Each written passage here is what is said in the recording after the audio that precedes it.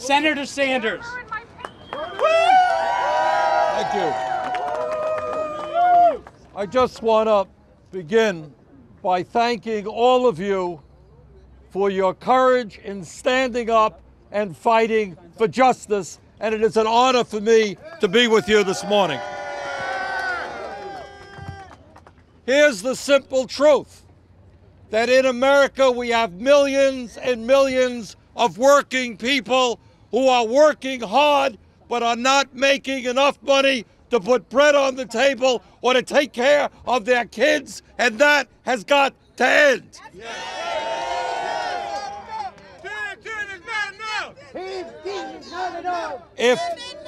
If people work 40 hours a week, they should not be living in poverty. That's right. If people work 40 hours a week, they have a right to have a union to represent their interests.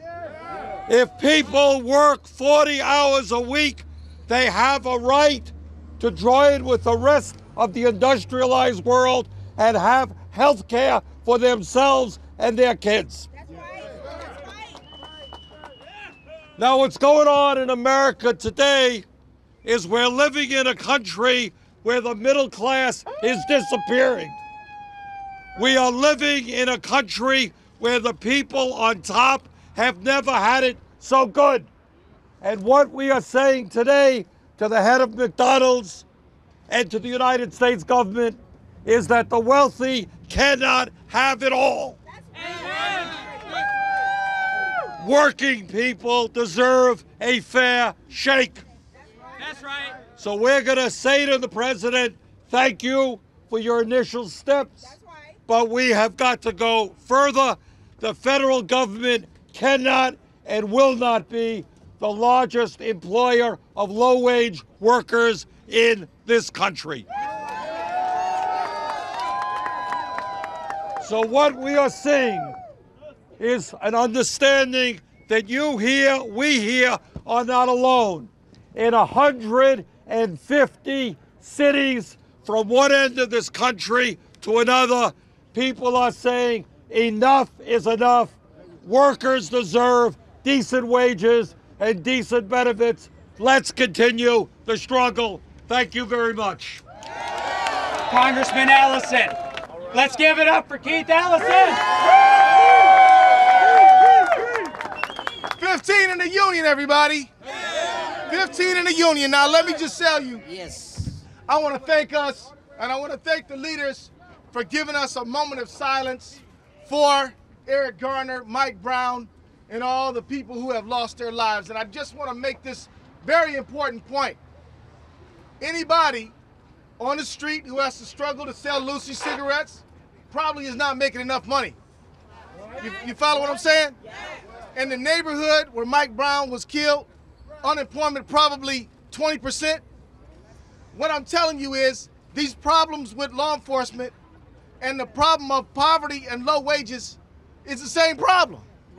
And the people who are protesting for justice and the people who are protesting for economic justice are part of the same fight.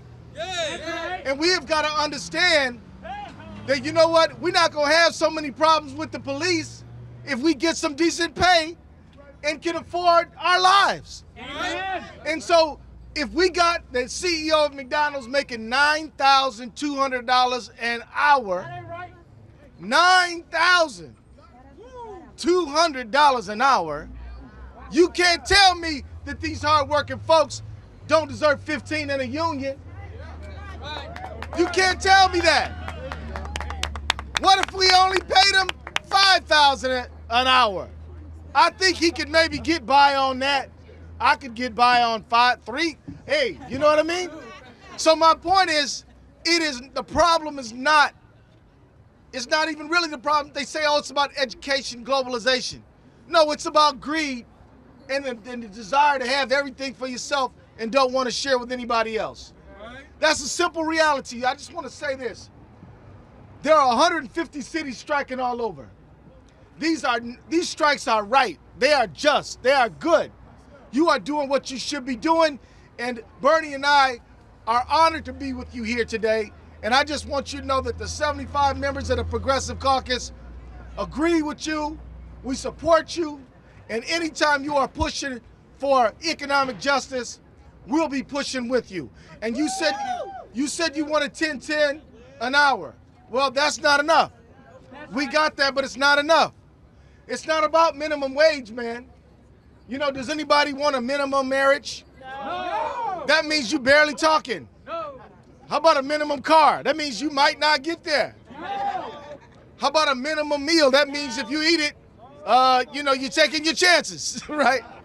You know, what I'm saying is we need more than the minimum. Yeah. We need more than the minimum. Yeah. And we're going to keep fighting, and we're going to be in the streets. And I just want to let you know that when you have an economy where people are left out of it, and you have a lot of people unemployed and underemployed and in poverty, then what you see then is law enforcement coming in to keep people in line.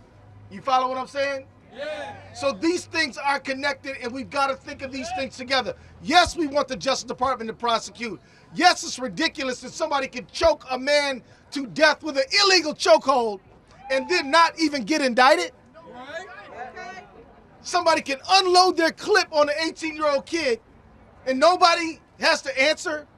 When they refuse to indict, what they said is that there's nothing here. There's not even enough for a trial. Not even a trial. Somebody's dead. Somebody's son not coming home. Somebody's father not coming home. Right. These things are the same. Economic justice, justice in our court system, freedom for all Americans. We won't stop fighting until we get there. Thank you, guys. I would like to say thank you to Mr. President for raising our pay to 10.10. But today, we're striking because 10.10 is not enough. Yeah. I make over $10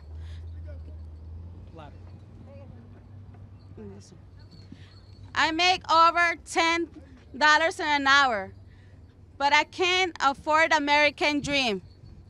My whole paycheck goes to the rent, for the bills, and the metro fares. And at the end of the day, I'm broke. I don't even make enough to help out my parents who are elderly and sick. That's why we need more than the minimum. We need more.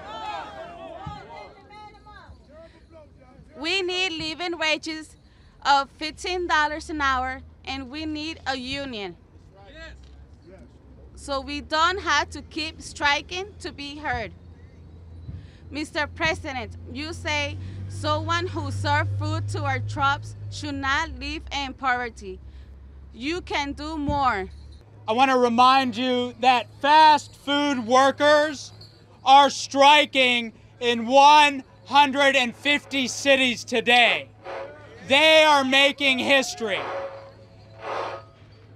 But unlike the fast food workers, say in Times Square, unlike the fast food workers who are protesting in Chicago, federal contract workers who work at the McDonald's at the Smithsonian and who work at the McDonald's in the Pentagon, they don't have to wait for the CEO of McDonald's to do the right thing. They only need the CEO of the United States government to do the right thing. The president can act, and he can lead America by example. He can show the CEO of McDonald's the right way forward for America.